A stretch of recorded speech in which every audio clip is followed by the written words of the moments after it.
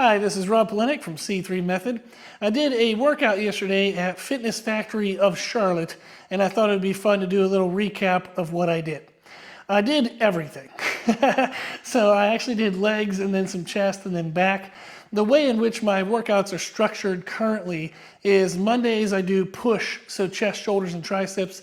Tuesday I do a lot of back stuff. And then Wednesday, I actually like to do a little more back when I visit Fitness Factory because they have some chest supported row machines that I really enjoy using, but I don't have here at home. So I actually add back again on Wednesday, and then Wednesday is also the day I use to do the quad portion of my leg workouts. I don't have a leg extension here at home, so I like to go to Fitness Factory, use their leg extension, then use their quad focused compound movements. So in yesterday's workout, I actually did the Arsenal pendulum squat, but they have some great hack squats. They have a couple other fun stuff as well that will give you more of a quad focus. And then I also do the machine adductor, which gives you nice thickness to the inside of the thighs. So if I want to build nice big thighs, I want my quads sweep on the outside, but you can do the adductor machine to build the adductor sweep on the inside. And then I added chest because what the heck, they have some good machines that I don't have here at home as well. So that is Monday, Tuesday, Wednesday. Monday is push, chest, shoulders, and triceps. Tuesday's back. Wednesday's quads, extra back work, extra push work for the chest. And then Thursday I do shoulders and arms. And then Friday I do my posterior chains, so glutes, hamstrings, calves. And then Saturday and Sunday I kind of just let myself do whatever I feel like doing. If I'm dead tired, I'll just do some abs and extra calf work, or kind of fudge around with some body parts that might be lagging behind. So that's my current structure. So in my workout at Fitness Factory, I started with the leg extensions and I paired that with bodyweight heel raised squats. I know that that does not have a heavy resistance profile. I mean, I am heavy, so I have some pounds to lose, but my body weight for squats isn't much. But what I really like about adding a heel raised bodyweight squat after leg extensions is I feel a massive pump in my quads, and I specifically feel it in the outer sweep of the quads. And that might just be from my anatomy. I have previously torn those muscles when I did powerlifting. I tore the outside of my quads, so that was a bummer. So I'm working to refill that tissue, and I find that doing high rep leg extensions and then body weight squats with my heels raised is just an intense, insanely painful pump in those outer quads, and that's going to help fill out that tissue.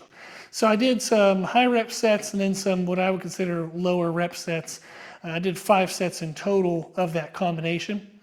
And then I moved on to the Arsenal pendulum squat. I did, I think, 4 sets of 10 to 14 reps, just getting a really good deep stretch to pull on the quadriceps and make sure they were annihilated after they were already annihilated doing the leg extensions. Then I went on to the machine adductors and finished them off. And by then, my legs were dead. And I know that in 48 hours, I'm going to come back and hit the posterior chain. So that's enough work in overall volume there. So then I decided to do my chest before my back. They have a plate-loaded Magnum press that I really like. It's a converging press. Since I have short upper arm bones, my triceps take over on any presses in which the pathway is just straight up and down.